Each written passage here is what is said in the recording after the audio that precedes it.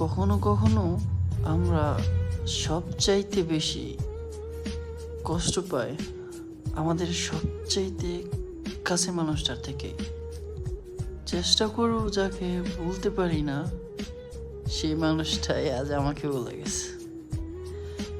একটা সময় ছিল যখন আমার হাসি ছিল তার জন্য, এখন আমার নীরবতা শুধু তারই জন্য। খুশি থাকতে শিখেছি, তবে ভিতরে ভিতরে শূন্যতার এক মহাসাগর। প্রতিটা মানুষ একদিন ভালোবাসতে ভুলে যায়, কিন্তু কিছু মানুষ ভুলেও ভালোবাসা ভুলে না। চোখের জল লুকিয়ে রাখি, কারণ কষ্টের গল্প কাউকে বলার মতো নেই বললেই চলে।